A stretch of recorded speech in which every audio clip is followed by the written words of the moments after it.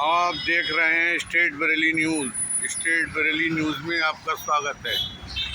आज हम नई दिल्ली के कॉन्स्टिट्यूशन क्लब पर मौजूद हैं, जहां पर राष्ट्रवादी कांग्रेस पार्टी की कार्य समिति की बैठक संपन्न हो रही है।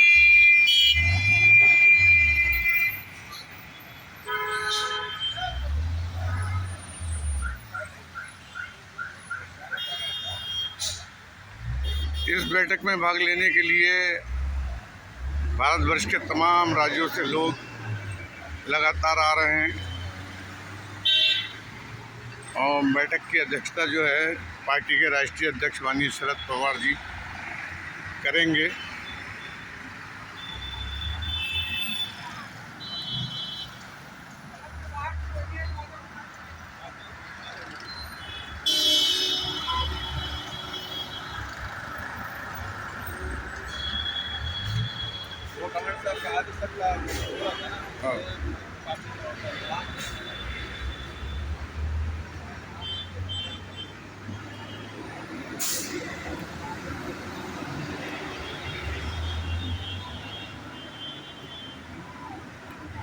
Heads were hanging in shame because this was something totally against humanity.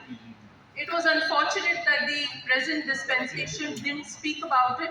They were forced to speak about it. The Prime Minister was forced to speak about it only when the Supreme Court called for action.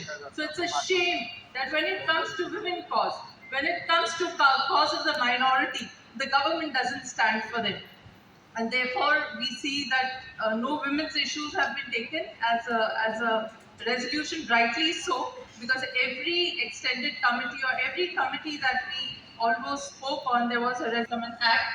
But I want to tell this August gathering कि वो शान है. We have passed it, लेकिन उन्होंने दो उसमें conditions डाले हैं. एक तो है कि there has to be a census, which has already been delayed, and after the census, delimitation होना चाहिए. जो delimitation we know is not an easy process. South के states मान नहीं करेंगे क्योंकि population control उन्होंने अच्छी तरह निभाया है और उनके कॉन्स्टिट्यूंसीज कम होने नहीं देंगे, नॉर्थ के होंगे. So it is going to be a difficult process. So हम कभी वो वुमेन रिजर्वेशन देखेंगे हमें मालूम नहीं.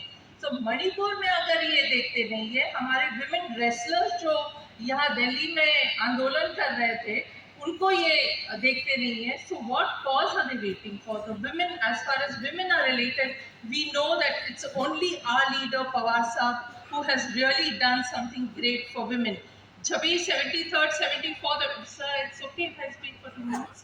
73rd and 74th amendment आई, जिससे 33% रिजर्वेशन विमेन को स्थानिक स्वराज्य संस्था में मिले. उसके भी पहले वो 93 में हुआ, लेकिन उसके भी पहले ये देश में अगर किसी ने महिलाओं को आरक्षण दिया है स्थानिक स्वराज्य हो, ये सब पवार साहब ने किया है. इसीलिए विमेन कॉज के लिए अगर ये अभी माहौल बनाएंगे, देखो हमने आपको रिजर्वेशन दिया है, मुझे लगता है एनसीपी मेंबर्स ने बाहर जाके कहना चाहिए ये this is a shame, they are cheating the women of India, and whatever Pawar साहब has done is something that has not been done anywhere in the country. Our hearts bleed for Manipur because Manipur mein he was not allowed to talk and today he has been arrested. So these are the things that are happening.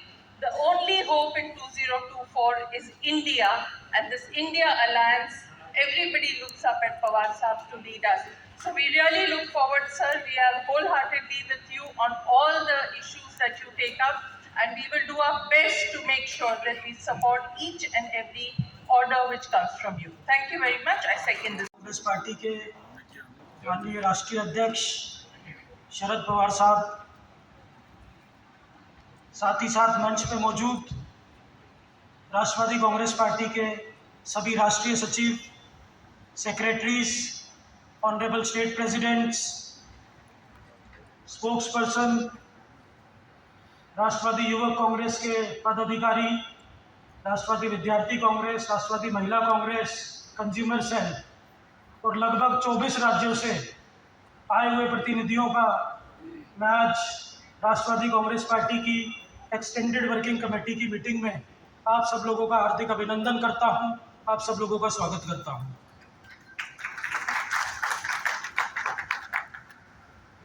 साथियों, आज की इस meeting को मैं बहुत अहम और बहुत महत्वपूर्ण मानूंगा। आप सब लोग देख रहे हैं कि किस तरीके से आज पूरे देश में एक परिस्थिति उत्पन्न की गई है। उसमें हम लोग देख रहे हैं कि जो केंद्र की तानाशाही सरकार है, किस तरीके से अनकॉन्स्टिट्यूशनली सभी पार्टियों को सत्ता के लिए तोड़ने का काम कर रही है। आज हम लोकतंत्र की बात करते हैं, लेकिन मुझे अफसोस है कि इन 10 सालों में लोकतंत्र को जिस तरीके से इन्होंने तोड़ने का काम किया है, लोकतंत्र की धज्जियां उड़ाने का काम किया है इन्होंने, हम सब लोगों ने देखा। और हम सब लोग तो भुगतभोगी हैं यहाँ पे। साउंड के लिए हाल ही में देखा कि हमारी पार्टी को किस तरीके से इन्होंने तोड़ने का काम किया। लेकिन मुझे खुशी है कि हमारे कुछ साथी, उन्होंने एक अलग रास्ता चुना, लेकिन ज़्यादातर हमारे जो साथी हैं, और मैं गर्व से कहता हूं कि 95% जो हमारे संगठन के पदाधिकारी हैं, आज शरद पवार साहब के साथ खड़े हैं। जिस तरीके से हमने देखा है कि दूध में छाछ को भिगो के मक्खन निकाला जाता है, उसी तरीके से ये कठिन समय आया, संघर्ष हुआ, लेकिन ठीक है, छाछ नीचे रह गई और मक्खन के रूप में आप सब हमारे साथी यहाँ पे पवार साहब के साथ मौजूद हैं। आज उन्होंने डर की वजह से हो या किसी लालच की वजह से हो, उन्होंने विचारों के साथ समझौता किया, उन्होंने सत्ता की तरफ रुख किया। लेकिन हम सब लोग पवार साहब के ऐसे सैनिक हैं जो अपने विचारों से कभी समझौता नहीं कर सकते। कोई भी लोभ हो, कोई भी लालच हो, हम सब एक ही बात जानते हैं कि हम सब पवार साहब के विचारों से जुड़े हुए कार्यकर्ता हैं। हमें ना कोई तोड़ सकता है, ना कोई खरीद सकता है। आज महाराष्ट्र में हम लोगों ने देखा कि कुछ साथी ठीक है चले गए, उनको सत्ता के साथ होना था। यहाँ पे सब लोग एकनिष्ठ हैं, पवार साहब के साथ में हैं। हम सब लोग, हमारे लिए क्या है, हम सब लोग राष्ट्रवादी कांग्रेस पार्टी से जो जुड़े हुए हैं, हमारे लिए शरद पवार ही राष्ट्रवादी कांग्रेस पार्टी है, हमारे लिए शरद पवार ही हमारे लिए संगठन है, और हम सब लोग उन्हीं के साथ में हैं। पवार साहब ने हमें सिखाया है कि कभी भी अपने असूलों के साथ, अपनी विचारधारा के साथ हमें समझौता नहीं करना है। और पवार साहब को मैं बोलना चाहता हूँ, साहब, देश का सारा युवा आपके साथ में अटल खड़ा हुआ है, और आप इसी तरीके से आप संघर्ष कीजिए। पूरे देश के युवा आपके साथ पूरी ताकत से खड़े हैं, और आने वाले समय में चुनाव आएगा। अभी विधानसभा के भी कुछ चुनाव है, लोकसभा के भी चुनाव है, और मैं आपसे वादा करता हूँ, राष्ट्रवादी युवक कांग्रेस का एक एक कार्यकर्ता पूरी ताकत के साथ में इस तरीके से काम करेगा जैसे 1999 में पार्टी की एक शुरुआत हुई थी। हम सब लोगों ने पूरी ऊर्जा के अनेक चुनाव आने के बाद भी मतदाता ने उन्हें जो करना है वो उन्होंने किया।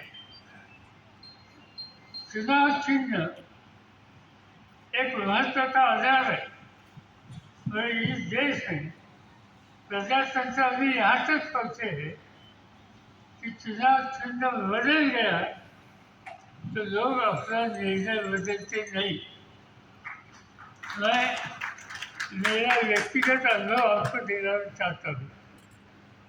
मैंने पहला चुनाव जो लड़ा 1967 में, 55 साल पहले, मैं कांग्रेस का उम्मीदवार था, और मेरा चुनाव चिन्ह 2 मई थी। आपको याद होगा पुराने लोगों का 2 महीनों की दूरी ये चुनाव चिन्ह था, और इस पर मैंने चुनाव